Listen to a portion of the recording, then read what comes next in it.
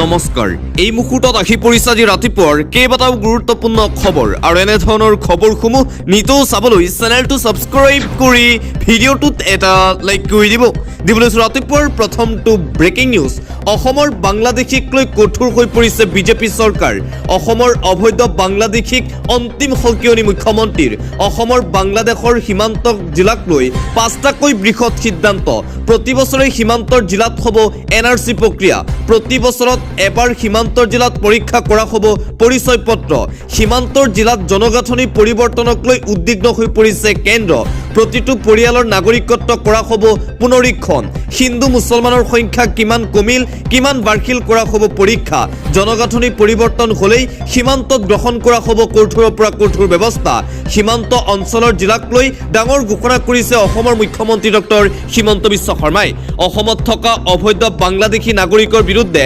পুনৰবাৰ এইদৰে ডাঙৰ সিদ্ধান্ত গ্ৰহণ কৰিছে হিমন্ত বিশ্ব শৰ্মাৰ বিজেপি চৰকাৰে 1600 কিলোমিটাৰ ভাৰত বাংলা সীমান্ত 200 কিলোমিটাৰতহে আছে কাটাতাৰৰ বেৰ মুখ্যমন্ত্ৰী হিমন্ত বিশ্ব শৰ্মাই সংবাদমেলৰ জৰিয়তে এই তথ্য প্ৰকাশ কৰিছে যোৱা নিশা ভাৰত বাংলাদেশ সীমান্তৰ কাটাতাৰক লৈ চাঞ্চল্যকৰ মন্তব্য মুখ্যমন্ত্ৰীৰ 1600 কিলোমিটাৰ বৰ্ডাৰৰ মাত্ৰ 200 কিলোমিটাৰতহে আছে কাটাতাৰ বাকি থকা 1400 কিলোমিটাৰেই হৈ আছিল উন্মুক্ত অংশৰে অসমলৈ আহি আছিল অবৈধ বাংলাদেশী নাগৰিক অসম চুক্তিত অসম বাংলাদেশ সীমান্তৰ 200 কিলোমিটাৰ সিলৰ কথাহে আছিল উন্মুক্ত হৈ আছিল ত্ৰিপুৰা মেঘালয় বংগৰ বৰ্ডাৰ বিস্ফোৰক তথ্য অসমৰ মুখ্যমন্ত্ৰী ডক্টৰ হিমন্ত বিশ্ব শৰ্মাৰ ভাৰত বাংলাদেশ সীমান্তক লৈ এই চাঞ্চল্যকৰ তথ্য এবাৰ পোহৰলৈ আহিছে অন্য এটা খবৰ 18 বছৰ ওপৰৰ কোনো লোকে অসমত নাপাব আধাৰ কাৰ্ড প্ৰপজনকাৰীৰ বিৰুদ্ধে এই ব্যৱস্থা গ্ৰহণ কৰিছে এতিয়া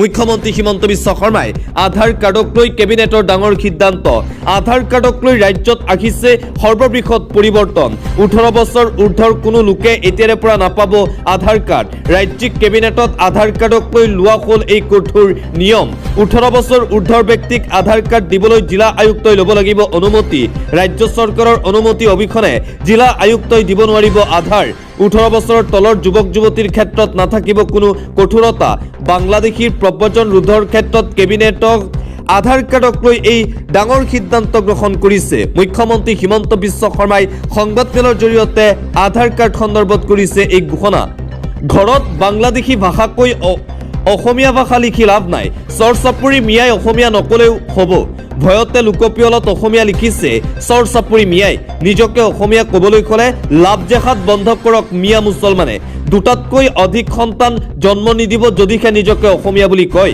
ভাষা অসমীয়া ক'লেই ভাৰতীয় হ'ব নোৱাৰে চন্দ্ৰ সূৰ্য থকালৈ অসমত অসমীয়া ভাষা থাকিবই চৰ চাপৰি মানুহে নিলিখিলেও একো আশে নাযায় অসমীয়া ভাষাক লৈ মন্তব্য মুখ্যমন্ত্ৰী হিমন্ত বিশ্ব শৰ্মাৰ অসমত 10 বছৰত জিডিপিৰ তথ্য 2015-16 বিত্তীয় বৰ্ষত 2,70,000 কোটি 2025-26 বিত্তীয় বৰ্ষত 8,70,000 কোটি অসমত 10 বছৰত জিডিপিৰ তথ্য এইদৰে প্ৰকাশ কৰিছে মুখ্যমন্ত্ৰীয়ে জাগিৰোডৰ পৰা ব্ৰহ্মপুত্ৰ পাৰ হৈ ভূটানলৈ যাব পৰা ৰাষ্ট্ৰীয় ঘাইপথ নিৰ্মাণ হ'ব অসমত যোৱা নিশা সংবাদমেল অনুষ্ঠিত কৰি এই কথা সদৰি কৰিছে ৰাজ্যৰ মুখ্যমন্ত্ৰী ডক্টৰ হিমন্ত বিশ্ব শৰ্মাই কেইবাটাও উন্নয়নমূলক কামৰ কথা সদৰি কৰিছে মুখ্যমন্ত্ৰীয়ে লগতে দৰং আৰু মৰিগাঁওক সংযোগ কৰা ব্ৰহ্মপুত্ৰৰ ওপৰত নিৰ্মাণ হ'ব দলং ঘোষণা ৰাজ্যৰ মুখ্যমন্ত্ৰী ডক্টৰ হিমন্ত বিশ্ব শৰ্মাৰ আন এটা ব্ৰেকিং নিউজ মছজিদৰ ইমামক জয় শ্ৰীৰাম ধ্বনি দিবলৈ হেঁচা বিপদত এতিয়া হিন্দু যুৱক মছজিদৰ ইমামৰ সৈতে এই ভয়ংকৰ কাণ্ড কৰি বিপদত হিন্দু যুৱক মছজিদৰ ইমামক জয় শ্ৰীৰাম ধ্বনি দিবলৈ হেঁচা দি বিপদত হিন্দু যুৱক 4-5 জনীয়া যুৱকৰ দলে ঘেৰি ধৰি ভাবুকি দিছিল ইমামগৰাকীক হাফিজ কাছাম নামৰ ইমামক অপদস্থ কৰিছিল ইমামক ভাবুকি দি বিপদত হিন্দু যুৱক চিন্তু নামৰ যুৱকজনৰ বিৰুদ্ধে দাখিল কৰা হৈছে ইতিমধ্যেই এজাহাৰ দাখিলৰ পাছতেই ক্ষমা খুজিবলৈ বাধ্য হ'ল ভাবুকি দিয়া হিন্দু যুৱকজনে সামাজিক মাধ্যমতো যথেষ্ট ভাইৰেল হৈছিল মহাৰাষ্ট্ৰৰ এই ঘটনা অন্য এটা খবৰ গৰু সৰবৰাহৰ নামত নাজিৰক হত্যা কৰা হিন্দুত্ববাদী সংগঠনৰ নেতাসকলক এতিয়া যাৱজ্জীৱন কাৰাদণ্ড এটা ব্ৰেকিং নিউজ গৰু সৰবৰাহৰ নামত নাজিৰক হত্যা কৰা হিন্দুত্ববাদী সংগঠনৰ 14জনক যাৱজ্জীৱন কাৰাদণ্ড নাজিৰ আহমেদক হত্যা কৰাৰ অপৰাধত জেললৈ গ'ল 14জনকৈ লোক 4 বছৰীয়া এক পুৰণা গোচৰত ৰায় দিলে এইবাৰ আদালতে ঐতিহাসিক ৰায়দান গুধন সৰবৰাহ কৰা বুলি ভাবি আক্ৰমণ চলাইছিল নাজিৰ আহমেদৰ ওপৰত সংকটজনক অৱস্থাত হাস্পতালত মৃত্যু হৈছিল মহাৰাষ্ট্ৰৰ নাজিৰ আহমেদৰ আৰু নাজিৰ আহমেদক যি লোককেইজনে আক্ৰমণ কৰিছিল সেই 14জনকৈ লোকক ইতিমধ্যেই যাৱজ্জীৱন কাৰাদণ্ডৰ শাস্তি প্ৰদান কৰিছে আদালতে অন্য এটা খবৰ নীট প্ৰশ্নকাকত লিক দেশৰ 4 স্থানত ৰাহুল গান্ধীৰ ছাত্ৰ সন্মিলনৰ আয়োজন অহা 17 জুন তাৰিখে ৰাজস্থানৰ কোটাত ৰাহুল গান্ধীৰ প্ৰথমখন ছাত্ৰ সন্মিলন অনুষ্ঠিত হ'ব ইয়াৰ পাছত পৰ্যায়ক্ৰমে প্ৰয়াগৰাজ পাটনা আৰু দিল্লীত অনুষ্ঠিত হ'বলগীয়া এই ছাত্ৰ সন্মিলনৰ জৰিয়তে প্ৰশ্নকাকত লিগৰ বিৰোধিতা আৰু ধৰ্মেন্দ্ৰ প্ৰধানৰ পদত্যাগৰ দাবী কৰিব বুলি AICCৰ সূত্ৰই প্ৰকাশ কৰে অতি শীঘ্ৰেই প্ৰধানমন্ত্ৰী আৰু ধৰ্মেন্দ্ৰ প্ৰধানে পদত্যাগ কৰাৰ দাবী উত্থাপন কৰিছে কংগ্ৰেছে আন্তঃৰাষ্ট্ৰীয় পৰ্যায়ৰ এটা বিগ ব্ৰেকিং নিউজ দীৰ্ঘদিনীয়া যুদ্ধৰ অৱসান দেওবাৰে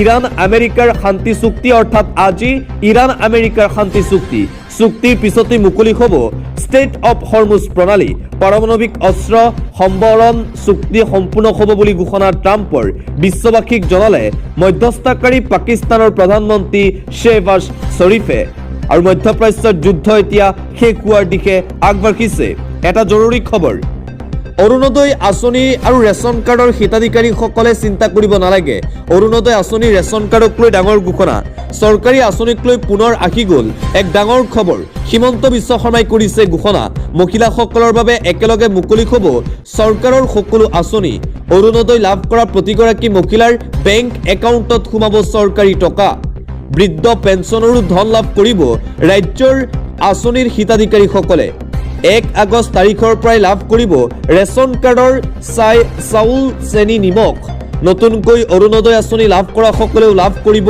1 আগষ্ট তাৰিখৰ পৰা টকা বাজেটৰ পিছতেই সকলো চৰকাৰী আঁচনি পুনৰাৰম্ভ কৰা হ'ব কেবিনেট বৈঠকৰ পিছতেই সংবাদমেলযোগে ঘোষণা কৰিছে ৰাজ্যৰ মুখ্যমন্ত্ৰী ডক্টৰ হিমন্ত বিশ্ব শৰ্মাই আন এটা গুৰুত্বপূৰ্ণ খবৰ অখিল গগৈয়ে নিজেই তেওঁৰ জীৱনৰ নিৰাপত্তাৰ কথা কৈছিল বন্দুক লৈ তেওঁক আক্ৰমণ কৰিব একাংশই বিচৰাৰ কথা সদৰি কৰিছিল বিধায়ক অখিল গগৈয়ে অসম আৰক্ষীক জনোৱা অনুৰোধৰ পাছতেই বৃদ্ধি কৰা হ'ল নিৰাপত্তাৰক্ষী অখিল গগৈৰ নিৰাপত্তাৰক্ষী বৃদ্ধি কৰাক লৈ মন্তব্য কৰে মুখ্যমন্ত্ৰী হিমন্ত বিশ্ব শৰ্মাই অখিল গগৈক হত্যা কৰিবলৈ চেষ্টা কৰা হৈছে যাৰ বাবে অখিল গগৈয়ে নিজেই বিচাৰিছিল নিৰাপত্তাৰক্ষী সেইবাবে অসম চৰকাৰৰ ফালৰ পৰা এই নিৰাপত্তাৰক্ষী প্ৰদান কৰা হৈছে বিধায়ক অখিল গগৈক অন্য এটা খবৰ মমতা বেনাৰ্জীৰ তৃণমূল কংগ্ৰেছত চৰম আঘাত এইবাৰ মমতাৰ সংগ এৰিলে জ্যেষ্ঠ নেতা প্ৰাক্তন মন্ত্ৰী ডক্টৰ মানসে মমতা বেনাৰ্জীৰ তৃণমূল কংগ্ৰেছত পুনৰবাৰ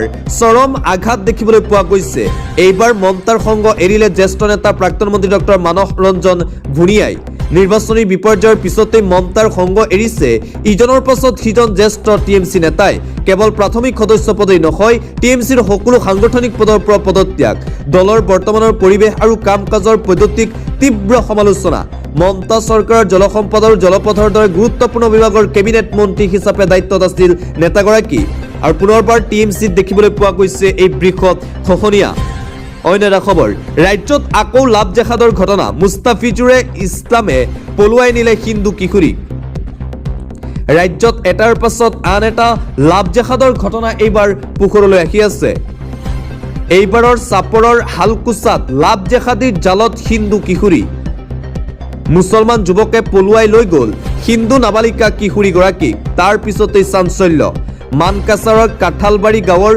মুস্তাফিজুৰ ইছলামৰ বিৰুদ্ধে লাভ জেহাদৰ অভিযোগ উত্থাপন হিন্দু কিশোৰীক প্ৰেমৰ জালত পেলাই পলুৱাই নিয়ে মুস্তাফিজুৰ ইছলামে পলুৱাই লৈ যোৱাৰ সময়তেই ধুবুৰী নাওঘাটত আটক কৰে চাপৰ আৰক্ষীয়ে মুস্তাফিজুৰৰ বিৰুদ্ধে পক্সো আইনৰ অধীনত গোচৰ ৰুজু কৰা হৈছে বুলি জানিব পৰা গৈছে ৰাজ্যত পুনৰ লাভ জেহাদৰ ঘটনা অন্য এটা খবৰ খামেইনিক শেষ বিদায় 9 জুলাইত সম্পূৰ্ণ হ'ব জানাজা 2 কোটি লোকৰ সমাগম হোৱাৰ সম্ভাৱনা মহৰমৰ পিছতে আয়াতুল্লাহ আলী খামেইনিৰ জানাজা সম্পূৰ্ণ হ'ব ইৰাণত। কোটি কোটি লোকে শেষ বিদায় জনাব আলী খামেইনিক। 2 কোটি লোক সমবেত হ'ব। আলী খামেইনিৰ জানাজাৰ তাৰিখ নিৰ্ধাৰণ কৰিলে তেহৰানে। 4 জুলাইৰ পৰা 9 জুলাইলৈকে চলিব খামেইনিৰ জানাজা প্ৰক্ৰিয়া। ইৰাণৰ প্ৰয়াত সৰ্বোচ্চ নেতা আলী খামেইনিৰ জানাজাত কোটি কোটি লোক উপস্থিত থকাৰ সম্ভাৱনা। তেহৰানৰ মছহাদত কবৰস্থ কৰা হ'ব আয়াতুল্লাহ আলী খামেইনিক। জানাজাৰ সময়ছোৱাত কেইবাদিনীয়া ৰাষ্ট্ৰীয় শোক পালন কৰিব ৰাষ্ট্ৰখনে। ইজৰাইলৰ আক্ৰমণত প্ৰাণ হেৰুৱাইছিল ইৰাণৰ সৰ্বোচ্চ ধৰ্মীয় নেতাগৰাকী। প্ৰায় 3 মাহে খামেইনিৰ মৃতদেহ সংৰক্ষিত কৰি ৰাখিছিল ইৰাণ চৰকাৰে। অৱশেষত অনুষ্ঠিত হ'ব জানাজা অহা 9 জুলাই তাৰিখে। পৰৱৰ্তী খবৰ, চৰকাৰী বিদ্যালয়ৰ মধ্যাহ্ন ভোজনত কেঁচু। মধ্যাহ্ন ভোজনৰ নামত এতিয়া কি খাইছে চৰকাৰী বিদ্যালয়ৰ ছাত্ৰ ছাত্ৰীসকলে? শিক্ষাৰ্থীৰ জীৱনক লৈ চৰম হেতালি ৰাজ্যত। চৰকাৰী বিদ্যালয়ৰ মধ্যাহ্ন ভোজনত ওলাইছে কেঁচু। কেঁচু ওলোৱা খাদ্য গ্ৰহণ কৰি অসুস্থ হৈ পৰিল শিক্ষাৰ্থী। খাদ্য গ্ৰহণ কৰি বিদ্যালয়তেই বমি শিক্ষাৰ্থীৰ। হাইলাকান্দিৰ হৰিচৰণ মাখামায়া উচ্চতৰ মাধ্যমিক বিদ্যালয়ত এই ঘটনাৰ পাছতেই সমগ্ৰ অঞ্চলত হাহাকাৰ অৱস্থাৰ সৃষ্টি হৈছে। মুঠতে ৰাজ্যত শিক্ষাৰ্থীৰ জীৱনক লৈ এতিয়া চৰম হেতালি খেলাৰ দৰে ঘটনা পোহৰলৈ আহিছে। মধ্যাহ্ন ভোজনত এতিয়া খাদ্যৰ ওলাইছে কেঁচু। পৰৱৰ্তী খবৰ, অসুৰক্ষিত গুৱাহাটী মহানগৰী। ঘৰৰ ভিতৰতো সুৰক্ষিত নহয় আপোনাৰ সন্তান। দিন দুপৰতে মুক্তমনে গুৱাহাটী মহানগৰীত ঘূৰিছে এতিয়া পিষ্টলধাৰী যুৱক। শুক্ৰবাৰে পিষ্টলধাৰী যুৱকৰ টাৰ্গেট বৰবাৰী দূৰদৰ্শন কলনীৰ C15 নম্বৰৰ আৱাসগৃহ। ডকাইতিৰ লগতে আন এক চুৰিকাণ্ডও সংঘটিত হ'ল দূৰদৰ্শন কলনীৰ B32 নম্বৰৰ আৱাসগৃহত। মুঠতে কোনোপধ্যেই এতিয়া গুৱাহাটী মহানগৰৰ সৰ্বসাধাৰণ ৰাইজ যেন সুৰক্ষিত নহয়। দিন দুপৰতেই ঘূৰিছে পিষ্টলধাৰী। অন্য এটা খবৰ, জাতি জনগোষ্ঠীৰ পৰম্পৰাগত সুৰা বা পানীয়ক আইনী সুৰক্ষা দিব ৰাজ্য চৰকাৰে। ঐতিহ্য আৰু সংস্কৃতিৰ অন্য পৰিচয় পৰম্পৰাগত পানীয়ৰ উৎপাদনত উৎসাহ দি বিক্ৰী কৰিবলৈও অনুজ্ঞাপত্ৰ দিব চৰকাৰে। কথা ৰখাৰ বাবে মুখ্যমন্ত্ৰীক ধন্যবাদ জনাই উল্লাসৰ ঢোল বৈছে বিভিন্ন জাতি জনগোষ্ঠীৰ মাজত। গ্ৰাম্য অৰ্থনীতিৰ সবলীকৰণতো সহায়ক হ'ব ৰাজ্য চৰকাৰৰ এই অভিনৱ উদ্যোগ। ৰাজ্য চৰকাৰৰ ফালৰ পৰা এই ডাঙৰ সিদ্ধান্ত গ্ৰহণ কৰা হৈছে। আন এটা গুৰুত্বপূৰ্ণ খবৰ, সকলো বাণিজ্যিক জাহাজে শীঘ্ৰে আমেৰিকাৰ সামৰিক বাহিনীৰ নিৰ্দেশ মানি চলিব লাগে, কিয়নো তেওঁলোকে হৰমুজ প্ৰণালীত শান্তি আৰু নিৰাপত্তা বজাই ৰাখিবলৈ চেষ্টা কৰি আছে। আমেৰিকাৰ অৱৰোধ উলংঘা আৰু ইৰাণৰ তেলৰ অবৈধ পৰিবহণ কোনো কাৰণতে সহ্য কৰা নহ'ব। ভাৰতৰ বৈদেশিক মন্ত্ৰী এছ জয়শংকৰে শুক্ৰবাৰে আলোচনাত আমেৰিকাৰ বৈদেশিক মন্ত্ৰী মাৰ্কো ৰবিঅ'ৰ এই মন্তব্য আমেৰিকা ষ্টেট ডিপাৰ্টমেণ্টৰ প্ৰিন্সিপাল উপ মুখ্যমন্ত্ৰী টামি পিকটে বিবৃতিযোগে সদৰি কৰিছে এই কথা। ভাৰতৰ বাংলাদেশী পুছবেক অভিযানৰ মাজতেই আকৌ গ্ৰেপ্তাৰ বাংলাদেশী। এইবাৰ বলেৰো গাড়ীসহ 5জন বাংলাদেশী নাগৰিকক আটক কৰা হৈছে। আৰু পুনৰবাৰ ধৰা পৰিছে বাংলাদেশী। সোহেল ৰাণা, তাছিকুল ইছলাম, মহম্মদ নবী আৰু ছাব্বিৰ আলী নামৰ 5 বাংলাদেশীক গ্ৰেপ্তাৰ কৰিছে আৰক্ষীয়ে। আটকা কেইজন বাংলাদেশীৰ ৰাজশ্বাহী জিলাৰ বাসিন্দা বুলি জানিব পৰা গৈছে। আটাইৰে মোবাইলৰ পৰা বাংলাদেশী সিম কাৰ্ড উদ্ধাৰ কৰিছে আৰক্ষীয়ে। আৰু ইতিমধ্যেই আৰক্ষীৰ জিম্মাত আছে ধৃত বাংলাদেশী কেইটা। ৰাজ্যত চলি আছে বাংলাদেশী পুছবেক বিতৰণ। আৰু তাৰ মাজতে পুনৰবাৰ নিতৌ বাংলাদেশী অবৈধ নাগৰিক ধৰা পৰিয়ে আছে। অন্য এটা খবৰ, ৰোগীয়ে নাপাব আয়ুষ্মান কাৰ্ডৰ সুবিধা। আয়ুষ্মান কাৰ্ডক লৈ ডাঙৰ সিদ্ধান্ত গ্ৰহণ কৰা হৈছে। এটা ডাঙৰ খবৰ, ৰাজ্য চৰকাৰৰ ফালৰ পৰা এই ডাঙৰ সিদ্ধান্ত। ৰাজ্যৰ দৰিদ্ৰ শ্ৰেণীৰ লোকৰ বাবে এটা অত্যন্ত দুখবৰ এই মুহূৰ্তত আহি পৰিছে। ব্যক্তিগত খণ্ডৰ চিকিৎসালয়ত ৰোগীয়ে লাভ নকৰিব আয়ুষ্মান কাৰ্ডৰ সুবিধা। বহুকেইটা ডায়ালাইচিছৰ বিনামূলীয়া সুবিধা হ্ৰাস কৰিছে ৰাজ্য চৰকাৰে। ব্যক্তিগত চিকিৎসালয়ত থকা 1944টা পেকেজৰ সুবিধা হ্ৰাস। 30 জুনৰ পিছত কৰ্তন কৰিব 4 প্ৰকাৰৰ ডায়ালাইচিছৰ সুবিধা। কেৱল চৰকাৰী চিকিৎসালয়তহে উপলব্ধ হ'ব আয়ুষ্মান কাৰ্ডৰ সুবিধা। দুখজনক খবৰ যে অসমৰ প্ৰায় চিকিৎসালয়ত নাই সকলো ধৰণৰ ডায়াগনষ্টিক ব্যৱস্থা। সুবিধা থাকিলেও ৰোগীয়ে পাতিব লাগে ঘণ্টাজোৰা দীঘলীয়া শাৰী। ৰাজ্যৰ দৰিদ্ৰ শ্ৰেণীৰ লোকৰ বাবে এই দুখবৰ এই মুহূৰ্তত আহি পৰিছে। আন এটা ব্ৰেকিং নিউজ, সীমান্তত গৰজি উঠিল BSFৰ বন্দুক, বাংলাদেশী চোৰাংচোৱাক এনকাউণ্টাৰ, নিহত হৈছে এজন। এটা গুৰুত্বপূৰ্ণ খবৰ এই মুহূৰ্তত আহি পৰিছে। ভাৰত বাংলাদেশ সীমান্তত বাংলাদেশী চোৰাংচোৱাক এনকাউণ্টাৰ কৰিছে BSF সেনাই। ত্ৰিপুৰাৰ ভাৰত বাংলাদেশ সীমান্তত BSFে গুলীয়ালে বাংলাদেশীলৈ। কৈলাসহৰ লাতিয়াপুৰা আন্তঃৰাষ্ট্ৰীয় সীমান্তত এই গুলীচালনাৰ ঘটনা সংঘটিত হৈছে। ভাৰতত প্ৰৱেশৰ চেষ্টা কৰিছিল প্ৰায় 12 বাংলাদেশী চোৰাংচোৱা। বাংলাদেশৰ পৰা ভাৰতলৈ চিগাৰেট সৰবৰাহৰ চেষ্টা, তাৰ পিছতেই বন্দুক গৰজি উঠিল BSFৰ। সেই সময়তে BSFৰ গুলীত নিহত বাংলাদেশী চোৰাংচোৱাটো। দিনক দিনে বৃদ্ধি পাইছে ভাৰত বাংলাদেশ সীমান্তত তীব্ৰ উত্তেজনাময় পৰিৱেশ। কিছুদিনৰ পূৰ্বে এজন বৃদ্ধাক লৈ BSF BJPৰ মাজত হৈছিল ভয়ংকৰ সংঘাত। ইয়াৰ পিছতেই ভাৰতীয় সীমান্তবাসীৰ সামগ্ৰী চুৰি কৰিছিল বাংলাদেশীয়ে। ভাৰত বাংলাদেশ সীমান্তত আজি পুনৰবাৰ এই উত্তেজনাময় পৰিৱেশে বিৰাজ কৰিছে। BSFৰ গুলীত এজন বাংলাদেশী সৰবৰাহকাৰী নিহত হৈছে বুলি জানিব পৰা গৈছে। অন্য এটা খবৰ, পূৰ্বতকৈ ক্ষমতা বৃদ্ধি হ'ব পঞ্চায়তৰ, প্ৰতিখন পঞ্চায়তে লাভ কৰিব 1 কোটিকৈ টকা। ৰাজ্যৰ প্ৰতিখন পঞ্চায়তলৈ বৃহৎ পুঁজি ঘোষণা কৰা হৈছে। প্ৰতিখন পঞ্চায়তে লাভ কৰিব 1 কোটিকৈ টকা। পূৰ্বতকৈ ক্ষমতা বৃদ্ধি হ'ব এইবাৰ ৰাজ্যৰ পঞ্চায়তসমূহৰ। ৰাজ্য চৰকাৰে হাতত লৈছে নতুন আঁচনি। অহা 1 জুলাই তাৰিখৰ পৰা অসমত ৰূপায়ণ হ'ব VBG ৰামজী। পঞ্চায়তৰ বাবে প্ৰস্তুত কৰা হ'ব নতুন গাইডলাইন। কেবিনেট বৈঠকৰ অন্তত ৰাজ্যৰ মুখ্যমন্ত্ৰী ডক্টৰ হিমন্ত বিশ্ব শৰ্মাই এই ডাঙৰ ঘোষণা কৰিছে পঞ্চায়তসমূহক লৈ। আন এটা গুৰুত্বপূৰ্ণ খবৰ, CJPৰ বিক্ষোভত গেষ্ট হাউচত অনৈতিক কাৰ্য, BJP নেতা নুৰুল ইছলামৰ বিৰুদ্ধে এই গুৰুতৰ অভিযোগ উত্থাপন কৰা হৈছে। BJP নেতা নুৰুল ইছলামে নাক কাটিলে এইবাৰ BJP দলৰ। কলগাছিয়াত BJP নেতাৰ গেষ্ট হাউচত অনৈতিক কাৰ্য চলাৰ অভিযোগ। নুৰুল ইছলামে অনৈতিক কাৰ্যৰ বাবে কোঠা ভাড়াত দিয়া অভিযোগ উত্থাপন। ঘণ্টাত 1000 টকাত ঘৰৰ কোঠা ভাড়া দি অনৈতিক কাৰ্য চলোৱাৰ অভিযোগ। নুৰুল ইছলাম ওৰফে আমিনুল ইছলামৰ গেষ্ট হাউচত কলগাছিয়া আৰক্ষী। ঘটনাস্থলীৰ পৰা ৰাইজৰ সহযোগত আৰক্ষীয়ে আটক কৰে এহাল যুৱক যুৱতীক। BJP নেতা নুৰুলৰ গেষ্ট হাউচ দীৰ্ঘদিনে এনে কাৰ্য চলি অহা অভিযোগ স্থানীয় ৰাইজৰ। BJP নেতাৰ এইবাৰ এই কুকাণ্ড দেখিবলৈ পোৱা গৈছে। এটা দুখজনক খবৰ, অৰুণাচলত অসমৰ 5 যুৱকৰ মৃত্যু। বুলবুল, নুৰ, ছয়দুল, আবুল, আমজাদৰ জীৱন শেষ।